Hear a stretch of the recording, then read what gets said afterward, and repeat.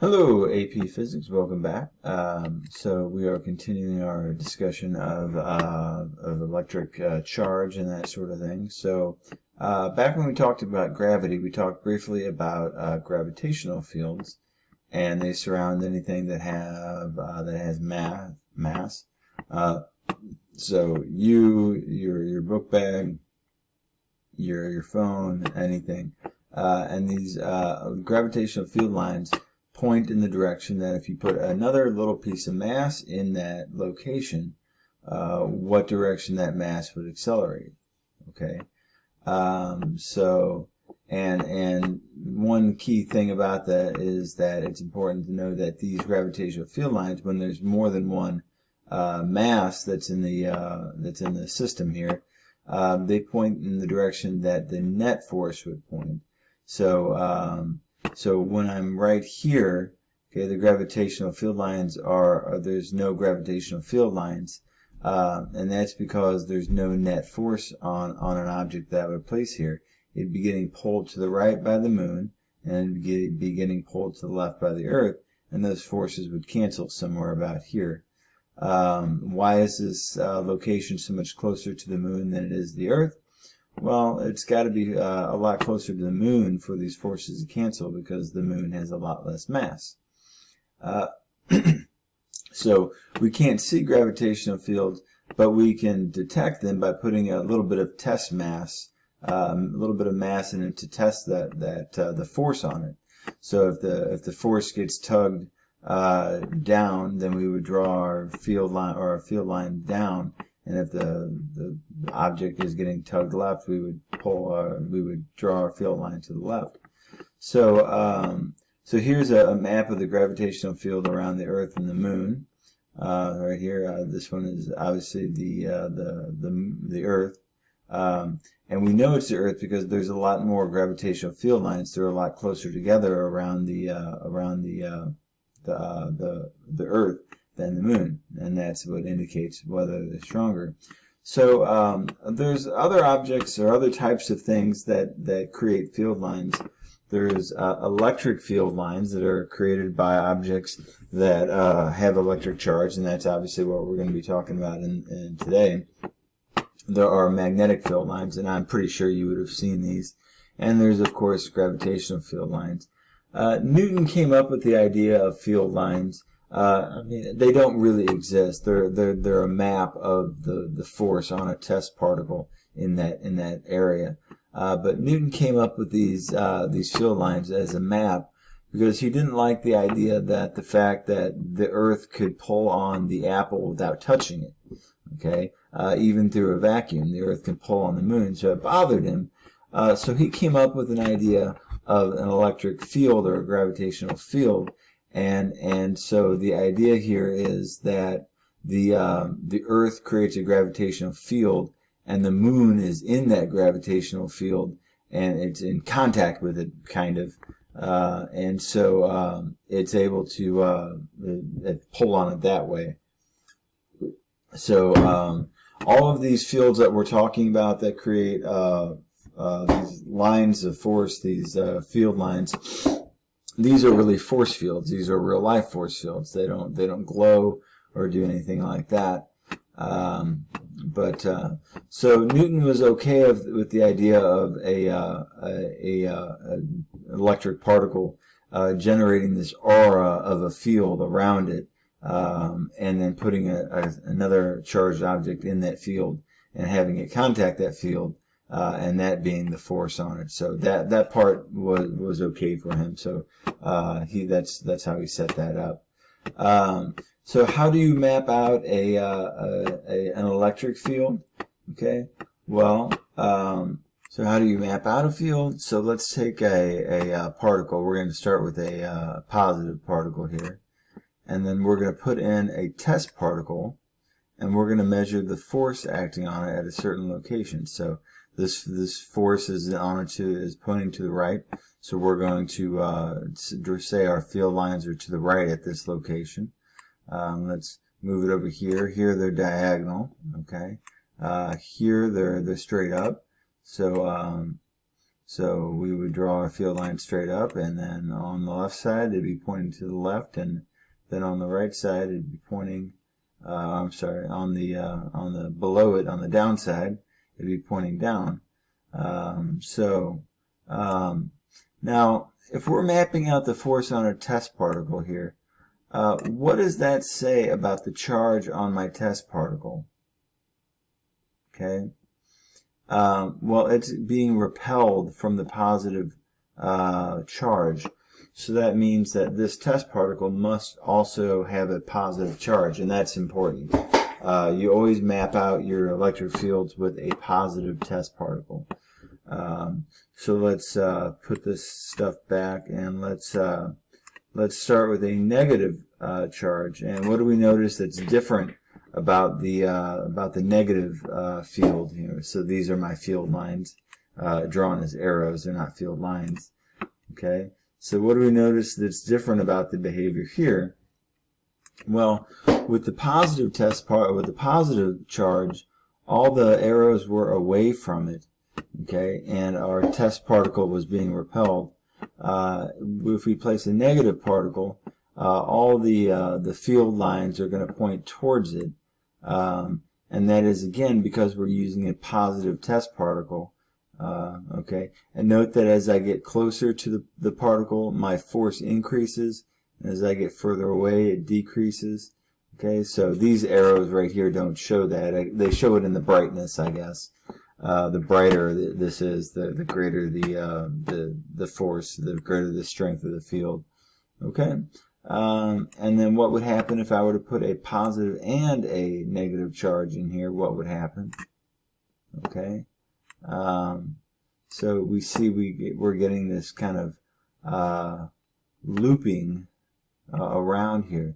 So we're moving away from the positive particle and coming back down towards the negative particle, and so we're getting that looping from one to the other. Let's say we had a 2 positive charge. What would that look like? Okay, so as we're mapping our electric field, so as I get closer, the strength increases. As I get weaker, it gets decreased. What's going to be the strength of the field in the middle here? Judging by the shade of this is pretty weak. And why would that be? That is because these particles, we're looking at the net force on my test particle, which is not wanting to cooperate. Notice as I'm approaching this location, it gets smaller and smaller and smaller, and then right here it's gone down to 0. That's because it's getting pushed to the left and it's getting pushed to the right. Okay, but those forces cancel out, so what we end up with is a net 0. And if you have a net 0 force on your test particle, that means you've got a 0 electric field at that location. So we might come back to that later. So an electric field cannot be seen directly, but it can be felt. An electric field is mapped out by placing a positive test particle and mapping out the direction of the force and the force on the test particle. Okay, so that's what we did in the previous one. Now, to show each force vector gets kind of sloppy, gets a little bit messy, and that's why they're abbreviated in electric field lines, which tend to show things a little bit more cleanly. So let's take a look at this interactive here. So let's put our positive test charge. Okay. And so here you're seeing those arrows. Now normally those are left out, but the arrows show the force vectors on my test particle, and then these are the actual field lines, the gray ones, and they're showing the field line. Now they are arrows. Notice they've got an arrowhead pointing away from my positive test particle, and that's because my positive test particle would be repelled. Okay. And if and notice what's important here is that the lines get closer together the closer we are to the test particle. And that's because the closeness of the lines indicates the strength of the field. So the closer the lines are together, the stronger the field. The farther they are apart, the weaker the field. Okay, let's put a negative test particle. They changed colors on me, but at least it tells you the sign on that. Now all my arrows point to the particle, and that's because the positive test particle would be attracted. And so the arrows on the gray are hard to see, but they're right around here. But they still show that the strength of the field is stronger. The attraction is stronger the closer you get. Okay. Let's try putting a positive and a negative particle together. Okay. Again, what we see is those looping lines that go from the positive charge to the negative charge. Now in this case, the field is pretty strong in between them because these force vectors are adding. So we've got a positive that's pushing my test particle to the right, and we've got a negative which is attracting my test particle to the right. So they don't cancel in this case when the signs are opposite. Okay. Now let's put two positives in here. Okay. All right. That's strange. So they show that in between here, the force is weak on the little arrows, but I'm not sure why they have a line. This is drawn kind of strange.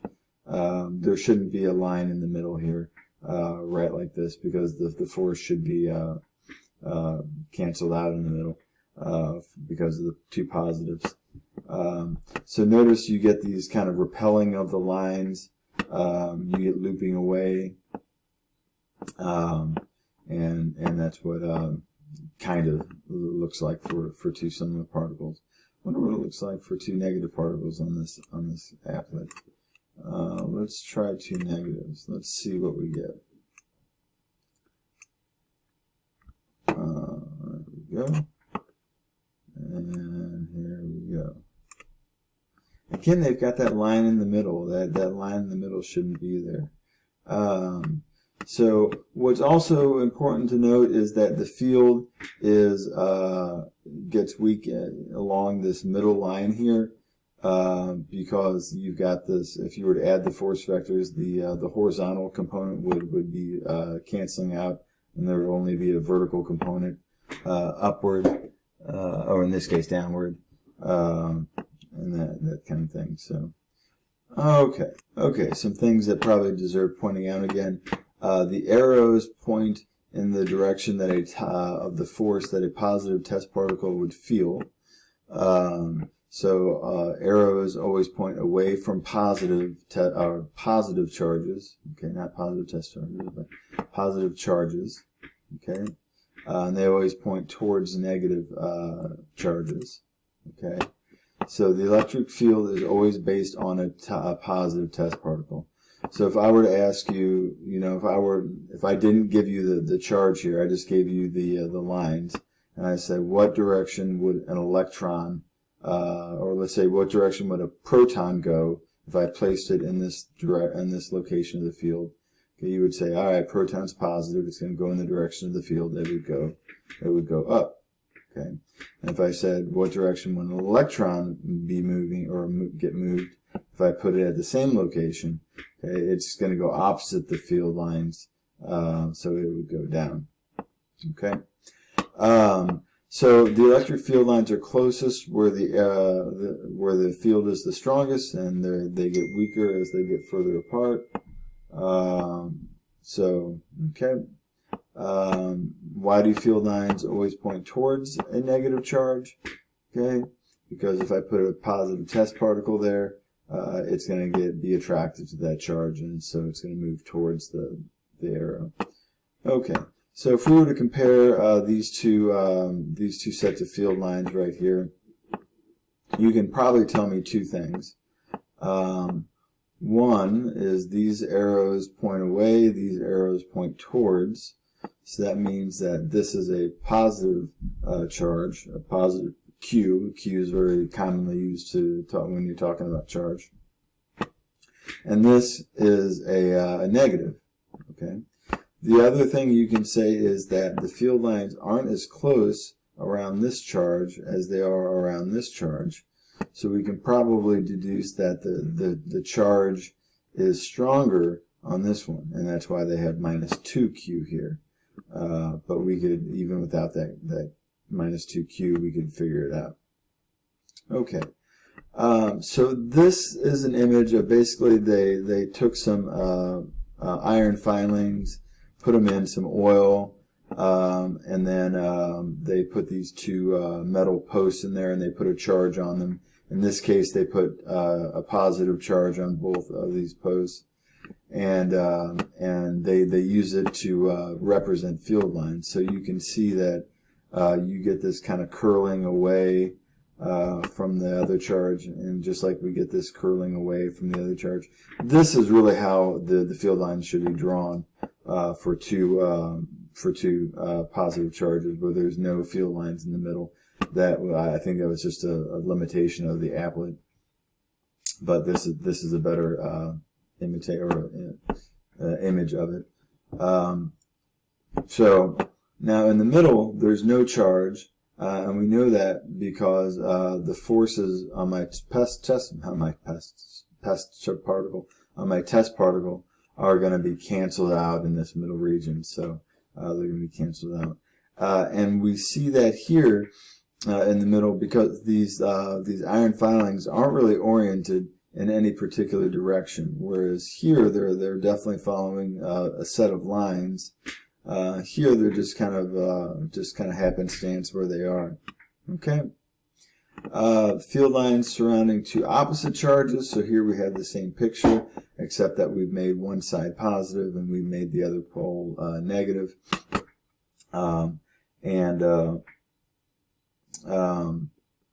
And we can see the similarities in this between these two graphs. We've got the line going straight across in the middle.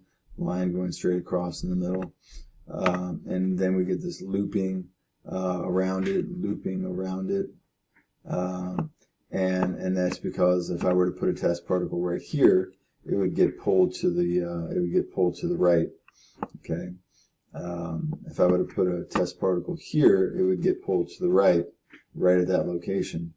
If I were to put a test particle over here, it would get pushed up and to the right. Okay. Now these are the field lines around parallel plates. So here's one plate. Here's another plate. They're parallel, and then they're set to opposite charges. What's kind of interesting to note, and that it's indicated in this picture here, is in between the two the plates, the field lines are the same spacing all the way out, and they're straight. Okay, they're straight and they're the same spacing. They're straight and the same spacing.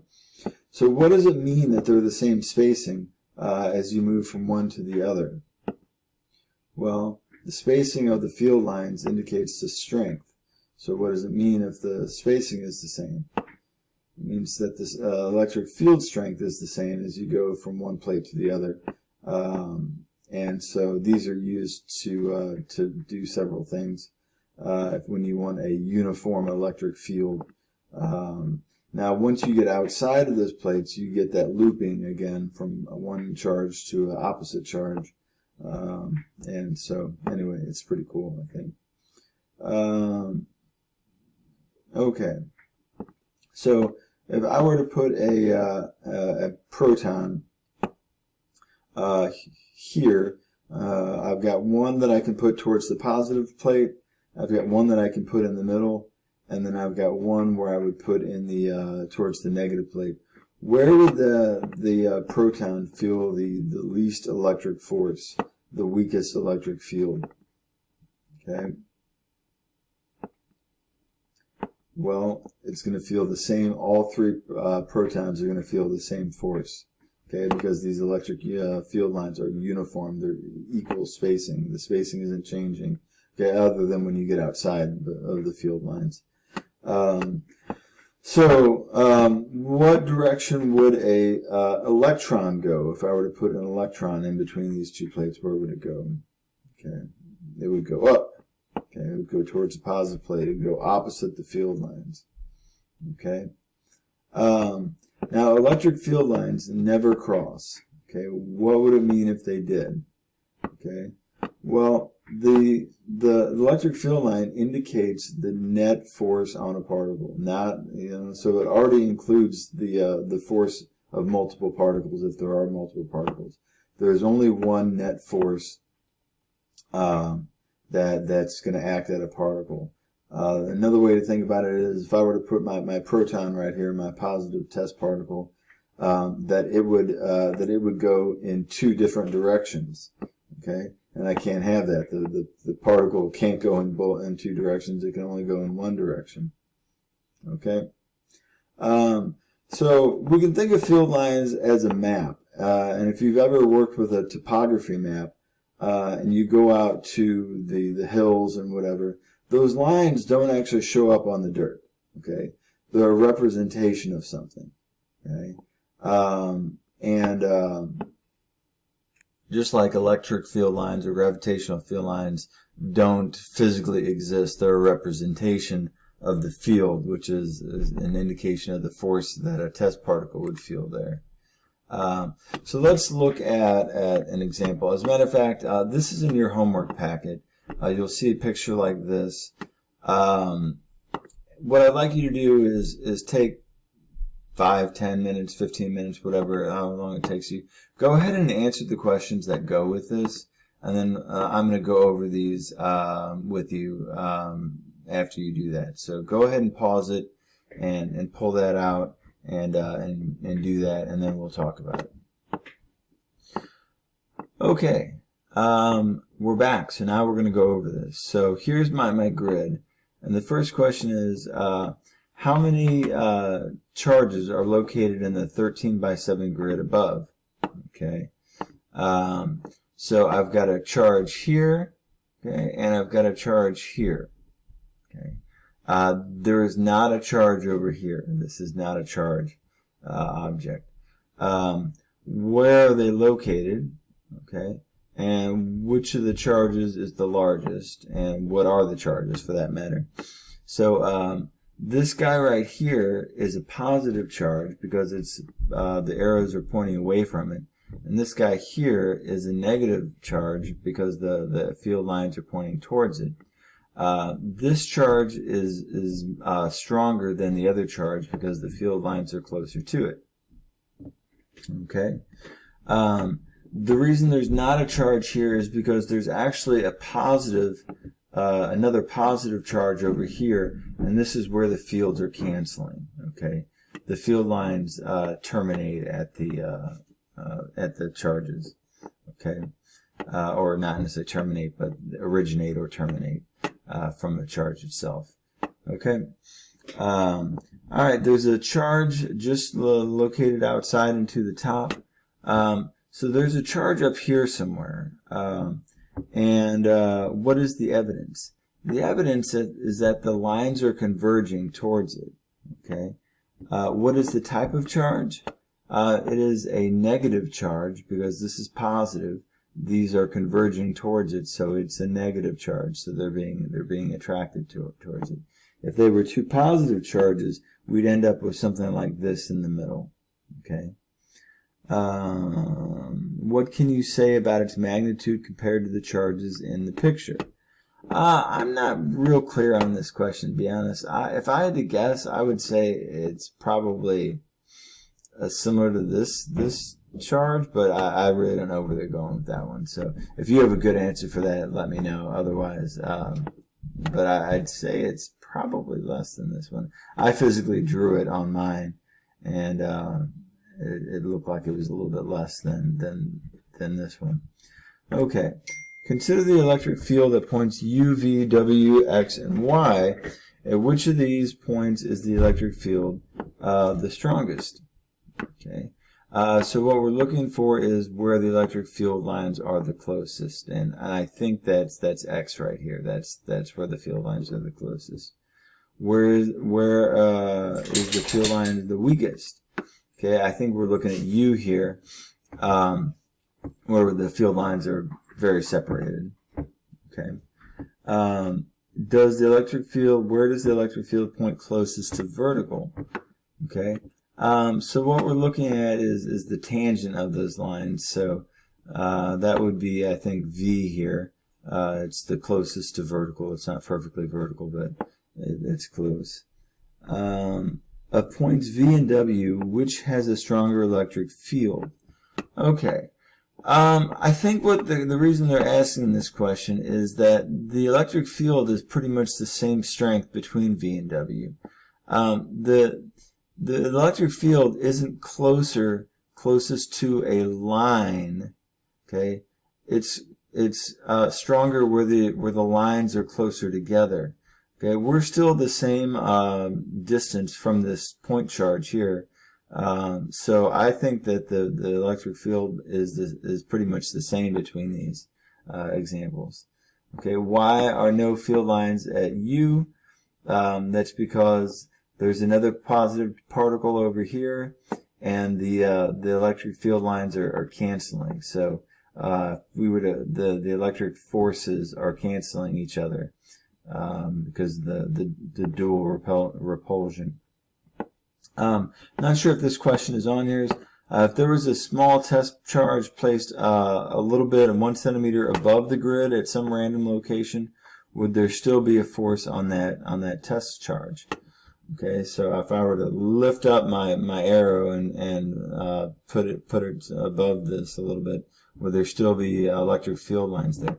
And yeah, these are three-dimensional. We're representing them on a piece of paper, so they're two-dimensional.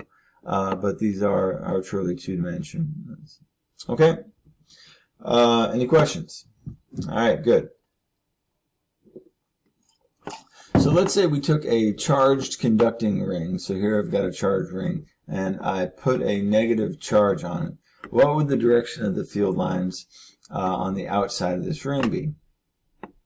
Well, it's negative, so we'd have the field lines would be pointing towards it. Okay. And what would the electric field look like on the inside? Okay. Well, we can kind of think that all these, if I were to put a particle in here, okay, all these, the forces from all these electrons on the outside are basically going to cancel. Okay. And so it's not going to get pulled either way. So it ends up that and this is something to make note of. Inside a conductor, there's no electric field. Okay, inside a conductor, there's no electric field. Okay, even if this weren't perfectly round, the electric field would still be zero inside of it. The electrons and the charges, basically, since it's a conductor, they can migrate in order to make the electric field inside zero, and that's what they naturally do. One way that they do this is charges typically concentrate in the more pointier parts of an object. This is why lightning rods are pointed, because it builds up more of a charge and attracts the lightning better.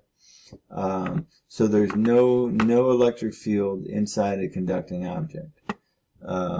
So this is why if you've ever taken a wire apart and you've seen that it's got this either a foil or this braid, what they're doing is they're putting a charged they're putting a conductor around this so that there's no electric field inside, and that's said to be shielded, so that your microwave doesn't affect your TV antenna reception and that kind of thing.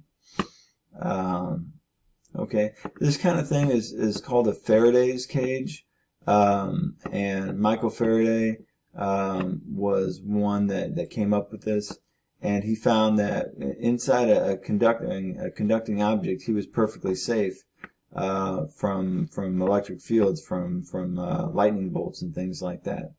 Okay, so all right, and that's where we're at today. Have a good one, and keep up the homework.